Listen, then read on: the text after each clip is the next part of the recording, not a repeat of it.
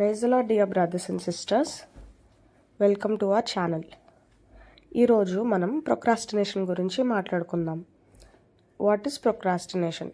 So procrastination అంటే ఏంటంటే, ఇప్పుడు చేయాల్సిన పని అని తెలిసి కూడా తర్వాత చేయడం, రేపు చేస్తా, ఇంకొంచెం సేపు, ఇప్పుడు కాదు అని డిలే చేయడం. ఇది యూజువల్లీ లేజినెస్, ఫియర్ లేదంటే కంఫర్ట్ జోన్లో ఉండిపోవడం, ఇంట్రెస్ట్ లేకపోవడం వల్ల జరుగుతుంది. Before going in to this topic, procrastination గురించి చెప్దాం అనుకుంటూ రేపు చేద్దాం, తర్వాత చేద్దామని ప్రొక్రాస్టినేట్ చేసిన నా ఆనెస్ట్ కన్ఫెషన్ చెప్పాలి. ఈ టాపిక్ చూస్ చేసుకుంది నేనేదో సూపర్ డిసిప్లైన్డ్ పర్సన్ అని కాదు. నేను కూడా చాలాసార్లు ప్రొక్రాస్టినేట్ చేస్తూ, పడుతూ లేస్తూ అందరిలా ఉన్నదాన్నే.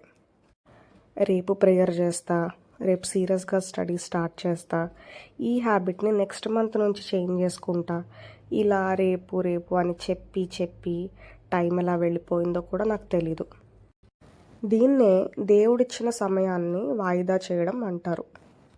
సో ప్రొక్రాస్టినేషన్ ఓవర్కమ్ చేయడానికి నాకు హెల్ప్ అయిన ఒక 5 బిబ్లికల్ స్టెప్స్ చెప్దాం అనుకుంటున్నా. First one, choose your circle wisely.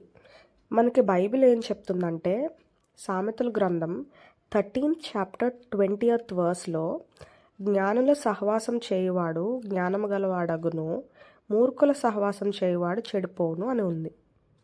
First of all మన చుట్టూ ఎవరున్నారో చూసుకోవాలి. టైంని తెలివిగా యూటిలైజ్ చేసేవాళ్ళ, ప్రేయర్ బైబిల్ వైపు నిన్ను నడిపించేవాళ్ళ, లేదంటే పడుకో బ్రో రేపు చూద్దాం అనేవాళ్ళ. Laziness is contagious. అదొక అంటువ్యాధి లాంటిది. ఒక్క లేజీ ఫ్రెండ్ చాలు మన ఎనర్జీ మొత్తం డౌన్ చేసేయడానికి. ఫర్ ఎగ్జాంపుల్, ఒక ఫ్రెండ్ వచ్చి రా ప్రేయర్ చేసుకుందాం అన్నాడంటే నిద్ర కూడా త్యాగం చేస్తాం. అదే మూవీ చూద్దాం అన్నాడంటే అంతే, బైబిల్ క్లోజ్.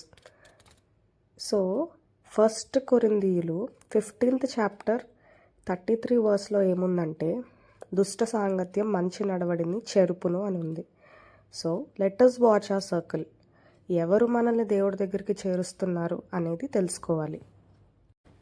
సెకండ్ పాయింట్ వచ్చేసి ఆర్గనైజింగ్ స్కెడ్యూల్. మన రూమ్ మెస్సీగా ఉందంటే మన మైండ్ కూడా మెస్సీగా ఉంటుంది. ఎప్పుడైతే మన మైండ్ మెస్సీ అయిపోతుందో, లేజినెస్ అండ్ ప్రొక్రాస్టినేషన్ అనేవి మనకు తెలియకుండానే వచ్చేస్తాయి. సామెతలు 6th chapter 6th verse చూసినట్టయితే, సోమరి చీమల యొద్దకు వెళ్ళుము, వాటి నడతలు కనిపెట్టి జ్ఞానం తెచ్చుకొనుము అని ఉంది. ఇక్కడ చీమను చూసి జ్ఞానం ఎందుకు తెచ్చుకోవాలంటే, చీమ మనుషుల కంటే చాలా ఆర్గనైజ్డ్ అండ్ డిసిప్లైన్గా ఉంటుంది. అండ్ డిజార్గనైజేషన్ అనేది ప్యూర్లీ మన నెగ్లిజెన్స్ వల్లనే వచ్చేది. ఇది ఓవర్కమ్ చేసుకోవడానికి ప్రతి పనికి ఒక టైం ఫిక్స్ చేసుకుని అది ఆ రోజు టు డూ లిస్ట్లో యాడ్ చేసుకోవచ్చు. Or Google calendar or reminders లాంటివి కూడా సెట్ చేసుకోవచ్చు.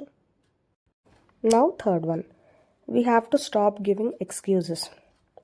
దీని గురించి బైబిల్లో సామెతల గ్రంథం 22nd chapter 13th verse చూస్తే, సోమరి బయట సింహం ఉంది, బయటకు వెళ్తే అది చంపేస్తుంది అంటాడంట.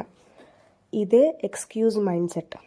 ఈరోజు ఎక్స్క్యూజెస్ ఎలా ఉంటాయంటే, నాకు మూడ్ లేదు, నాకు ఎనర్జీ లేదు, నా కంఫర్ట్ జోన్లో ఉన్నా ఇలానే బాగుంది, రేపటి నుంచి ఫ్రెష్గా స్టార్ట్ చేద్దాంలే. ఇలాంటి కంఫర్ట్ జోన్లో ఉన్నప్పుడే మన ఫెయిత్ పడిపోతుంది. దేవుడు అడిగేది పర్ఫెక్షన్ కాదు, జస్ట్ బీ ఒబీడియంట్ అంతే. Fourth one, waiting for the right moment.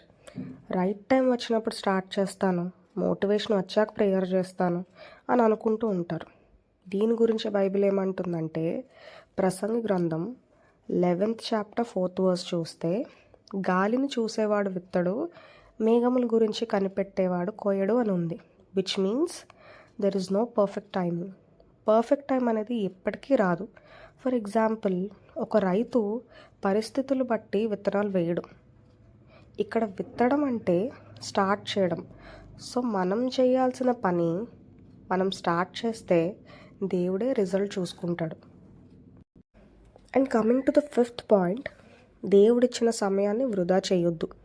దీని గురించి బైబిల్లో సామెతల గ్రంథం 12th చాప్టర్ 27th వర్స్ చూస్తే సోమరి వేటాడినా పట్టుకోలేడు అని ఉంటుంది. అంటే సోమరి తనకు దొరికిన దాన్ని ఉపయోగించడు. ఇక్కడ రియల్ లైఫ్లో చూస్తే దేవుడు మనకి టాలెంట్, ఆపర్చునిటీ, టైం, రిసోర్సెస్ అన్నీ ఇచ్చారు. మన కోసం డోర్ ఓపెన్ చేసి ఆయన ఎదురు చూస్తుంటే మనం మాత్రం తర్వాత చేద్దాం అంటున్నాం. సో ఇలా ప్రొక్రాస్టినేషన్ని ఓవర్కమ్ చేయడానికి నాకైతే ఈ 5 steps హెల్ప్ చేశాయి. I hope it helps you to. Subscribe for more content.